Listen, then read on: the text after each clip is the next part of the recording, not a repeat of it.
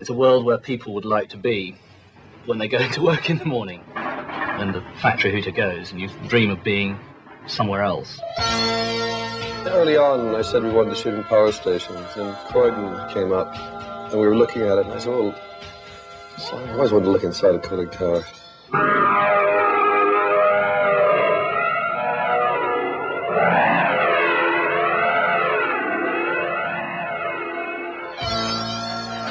The film company making Brazil are using the cooling towers now.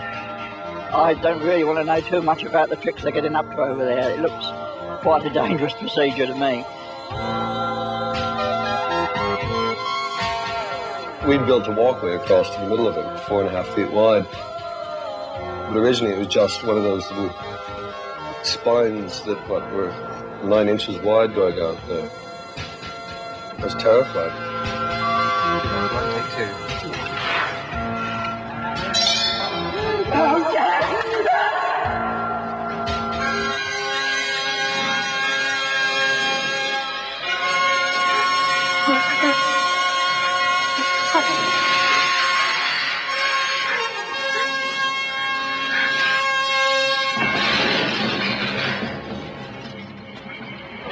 There weren't any particularly easy scenes in this film.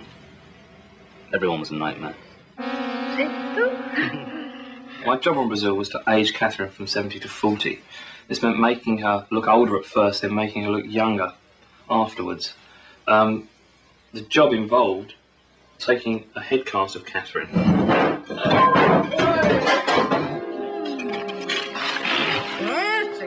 And already she's twice as beautiful as she was before. Voila! This is Catherine Helmond's head. What I've got to do now is sculpt in clay all the bags and wrinkles that make her look older. This can take a week or 2. What I do next is make a latex copy of the clay modelling that's been done on his face, which looks something like this. I first met Terry Gilliam on the telephone. It seems that he was doing a film called Time Bandits, and he said, hello, want to come and do a film with a crazy American? He had seen Soap, which was very popular over here, and still is, I guess, it's still going.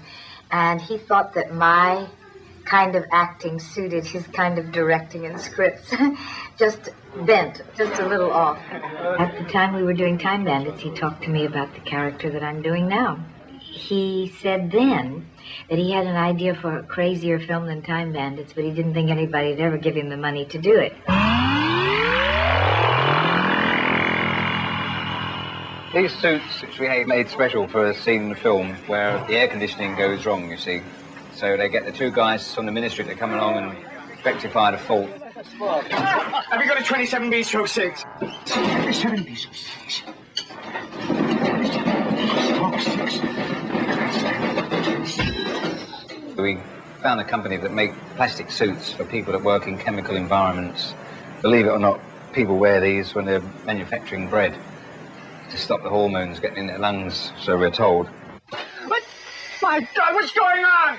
Emergency procedures. I haven't done the emergency. Sam and Tuttle, Robert De Niro, they come along and they change over the sewerage for the oxygen supply on a panel outside the flat. Oh,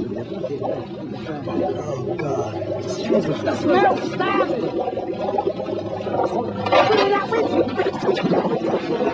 Oh, God. Shit!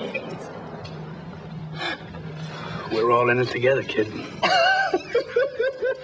I don't know how De Niro does it, but he does it. It doesn't even show when you're first looking at it. And then when you put the whole thing together, it's there. It's a film performance. It's not a performance per slate.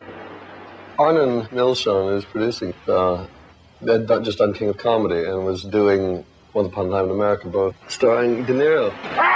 Arnon was saying, well, why don't we get someone like Bobby De Niro to be in the thing? And I just didn't consider that sort of thing. He's far too big a name for the likes of us. It's a very daunting prospect to have someone from a totally different background in terms of discipline and training It was only the last minute he finally said yes. And it became such a battle, us trying to convince him, at the same time trying to tell him it was going to be very difficult. Every 2 weeks, they get a visiting celebrity comes and acts. Why? I came into this game for the action, the excitement. Go anywhere, travel late, get in, get out, wherever there's trouble, a man alone. He's got an amazing screen presence. I mean, there's a strange animal magnetism there. The minute he comes into the film, you feel it. There's something in here. And for him, this was a very difficult thing, because he's never done a bit part in a film. And he's the star of a film, always. In a strange way, he's turned out to be the most important relationship for the Sam character in there.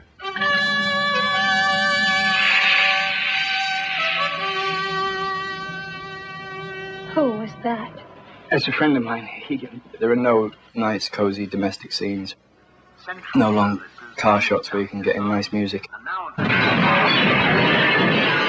You know, it's hard for people to just sit and say, well, what is this film about? Because you're being smashed in the head all the time by these visuals. The eyes actually follow Sam flying across the sky and finally landing on the top of the stone monolith. Oh, it's going to be a shock to see the single eye. When we pull back and see that there's thousands of damn things, it's going to be horrendous. And then when they move, it's going to get even worse. The main ball is a snooker ball, cue ball. And the iris is a photographic reduced painting. Then we have to make the lens by pouring clear casting resin from the back. The whole lot took about 3 weeks to make. I can't come back on a second. The filming of it probably about another 3-4 weeks. And as I was putting it together, I suddenly realised that half of the dream sequences that we had weren't working, and the opening dream sequences would actually spread to fill up the space that the other dreams were going to take. Well, I seem to do this in every film. There's a great sequence that gets lost, and the eyeball sequence is one. Some things had to go. Unfortunately, the eyeball sequence went. No, I mean, that's the problem. I find the whole process a depressing one, because it's much easier to imagine amazing places and things, and you actually put it on film, it's not quite as good as you imagined it.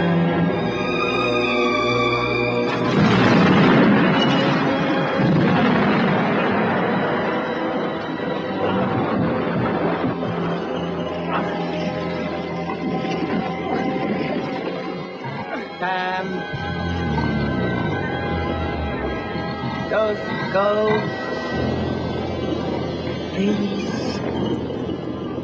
What is Brazil? Here. No, I just thought there was something else on the line, the Japanese words. I don't even know why it's called Brazil. I keep asking Terry why it's called Brazil. At the beginning of filming, I had a view of it, and at the end of the filming, I'll have a view of it. Right now, because we're right in the middle, it's, I've forgotten. Nobody knows. It's Brazil. It's,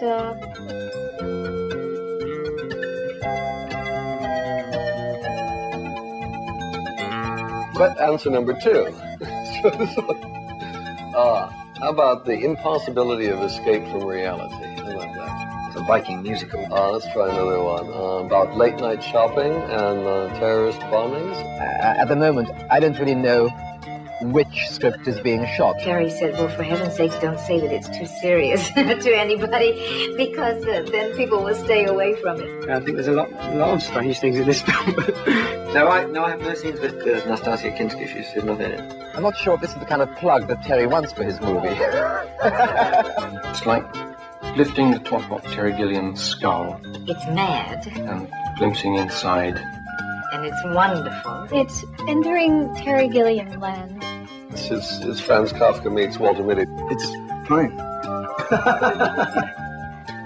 Very strange. Oh, let me rephrase it. It's fine. It's great. Thank you very much. Good night.